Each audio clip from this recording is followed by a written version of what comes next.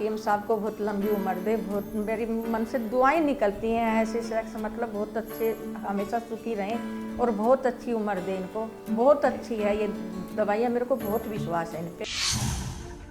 नमस्कार दोस्तों, स्वागत है आप सभी का हमारे बेहद खास कार्यक्रम में। मैं हूं आपके साथ शैलजा त्यागी।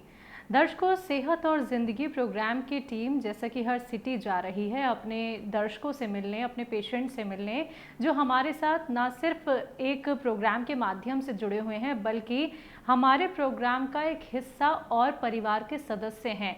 और हम जान रहे हैं आपसे मिलके आपकी सेहत का हाल, कैसे आप हकीम साहब से जुड़े हुए हैं, कौन कौन से नुस्खे आप हकीम साहब के अपना रहे हैं और पहले की ज़िंदगी में अब की ज़िंदगी में आपके कितना बदलाव आ चुका है।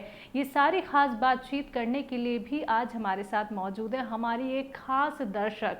जी हाँ, मैं बात कर रही हूँ दिल्ली की निवासी रोशनी देवी जी की। आइए मिलकर उनका स्वागत करते हैं। बहुत बहुत स्वागत है मैम आपका। आपका भी शुक्रिया। मैम, आपकी उम्र कितनी है? आपके घर में कौन कौन है? मेरी उम्र है 66-67 साल। मेरे घर में मैं अकेली रहती हूँ। अकेली रहती हाँ हैं। जी। हकीम साहब से कैसे जुड़ी? टीवी पे देख के जुड़ी जी। कब से प्रोग्राम देख रही हैं? हो गए 2.5-3 साल। आपको दिक्कत परेशानी क्या थी? परेशानी उस टाइम मेरे को कुछ नहीं थी, अभी परेशानी कोरोना के बाद मेरे को थोड़ी डिस्क में और ये नसों में ज़्यादा परेशानी आई थी। नसें बहुत वीक हो गई थी मेरी। फिर मैंने काला गोंद मंगवाया था 1 डब्बी और ले 1 डब्बी खाने से मेरे को कितना, मतलब इतना आराम नहीं आ रहा था, बिल्कुल दर्द में ना कोई चीज़ में, लेकिन मेरे को विश्वास था मेरी पुरानी बीमारी है। गोंद बहुत बढ़िया है, लेकिन फिर मैंने दूसरी डब्बी भी खाई। अब मेरे नसों में बहुत ज़्यादा ताकत आ रही है पहले से।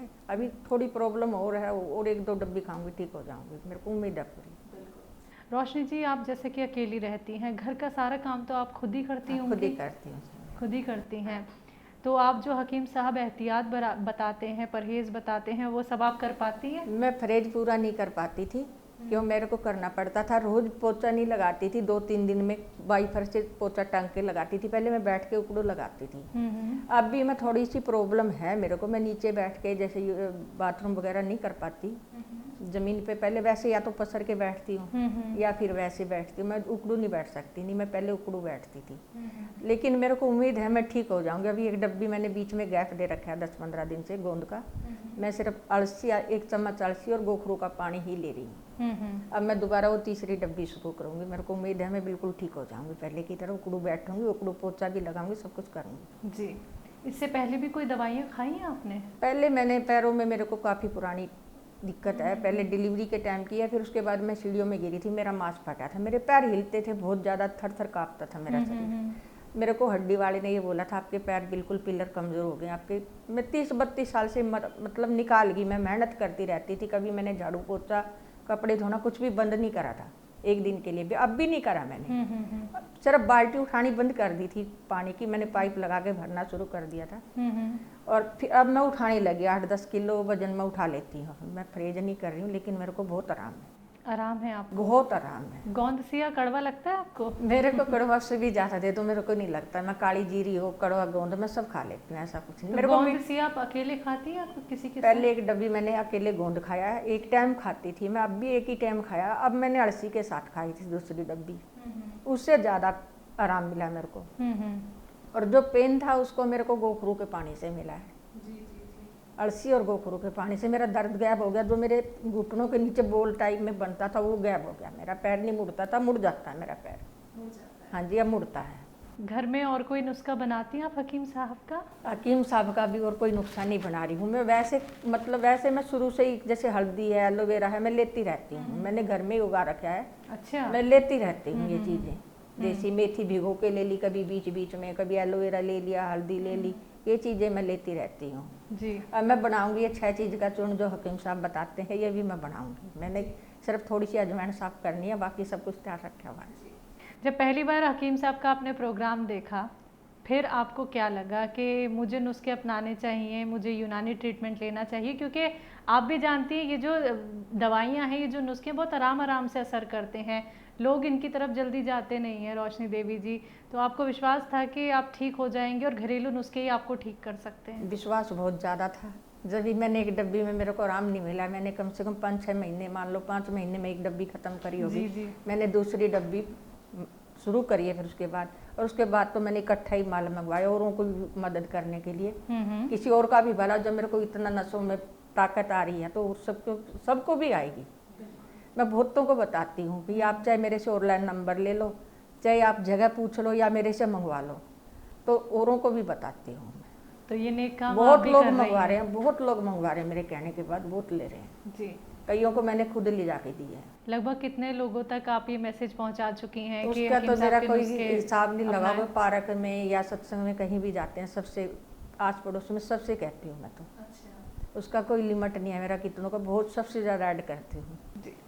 क्यों मेरे को आराम है। मैं पहले उस चीज़ को यूज करती हूँ, कितना फायदा कितना नुकसान पहले खुद देखती है अपने ऊपर, उसके बाद दूसरों को बताती हूँ। जी। हकीम साहब जितने भी नुस्खे बताते हैं या जितनी भी बात वो आप सभी से करते हैं, कैसा लगता है सुन के? बहुत अच्छा लगता है मेरे को। हकीम साहब आपको सुन रहे हैं, आप उनको क्या मैसेज देना चाहेंगी, क्या जी, मैं तो ये कहती चाहेंगी? है हकीम साहब को बहुत लंबी उम्र दे। बहुत मेरी मन से दुआएं निकलती हैं ऐसे शख्स, मतलब बहुत अच्छे, हमेशा सुखी रहें और बहुत अच्छी उम्र दे इनको, सेवा करते रहें, दूसरों का भला हो रहा है। देखो सबसे दुआएं निकलती हैं, हमारी आत्मा से दुआएं निकलती हैं। मैं पानी का गिलास उठाने में भी आलस आ रहा था, 2 गिलास नहीं धो सकती थी। और मेरे को दिक्कत नहीं आ रही, मैं पूरे बर्तन साफ कर लेती हूँ एक साथ। मैं पहले लेटी रहती थी ज़्यादा, मेरे को इतनी परेशानी थी।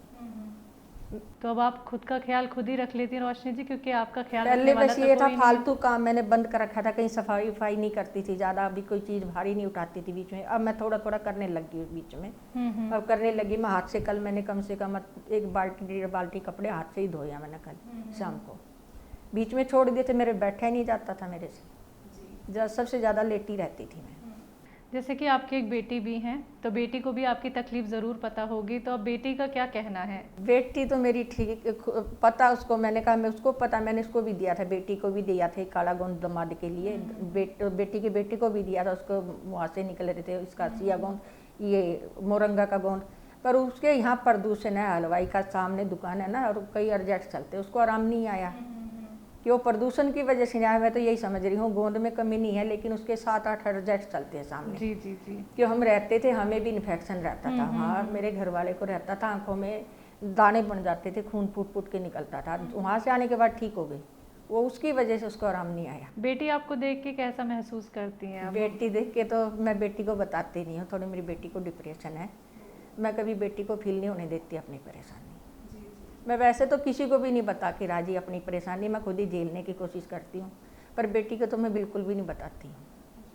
वैसे ठीक है अब इस टाइम, पर मैं उसको कोई भी ऐसी चीज़ नहीं बताती जिससे उसको डिप्रेशन आए। वैसे ठीक है बेटी मेरी। चलिए मैम, सेहत और ज़िंदगी प्रोग्राम की टीम की तरफ से आपको बहुत बहुत शुभकामनाएं। आप बहुत अच्छी रहें, बहुत सेहतमंद रहें। आपने अपना वक्त हमें दिया, आपने हमसे बातचीत करी, बहुत बहुत शुक्रिया मैम। अभी बहुत बहुत धन्यवाद। तो दर्शकों, ये हमारे साथ जुड़ी बहुत अच्छी है ये दवाइयाँ, मेरे को बहुत विश्वास है इन पे। अब मैं इसकी थायराइड की भी करूँगी, ये दवाई गोंद मैंने ले जा रखा है, और बाकी धनिया वो तो मैं सब घर में से ले लूँगी, आंवला वगैरह तो मेथी वगैरह तो। और मैं थायराइड है मेरे, थायराइड और बीपी, इसकी भी इलाज करूँगी मैं यही घर में। जी। तो दर्शकों, ये जुड़ी हमारे साथ रोशनी देवी जी, जो दिल्ली की निवासी हैं, और आपने खुद ये सुना कि वो हकीम साहब से कैसे जुड़ी, और साथ ही वो जिस दर्द से बहुत सालों से परेशान थी, उस दर्द में अब उन्हें आराम मिल गया है। क्योंकि देखिए, एक तो वो अकेले रहती हैं और ख़ुद का ख्याल खुद ही अब वो रख रही हैं। तो अगला नंबर आपके घर का तो हो ही सकता है, आप लोग भी हमारे साथ जुड़ सकते हैं, आप लोग भी रोशनी देवी जी की तरह अपना इंटरव्यू हमें दे सकते हैं। लेकिन उसके लिए आपको करना क्या है, हमारे साथ जुड़े रहना है। तो आज के इस खास कार्यक्रम में बस इतना ही, और मुझे भी दीजिए इजाज़त। नमस्कार।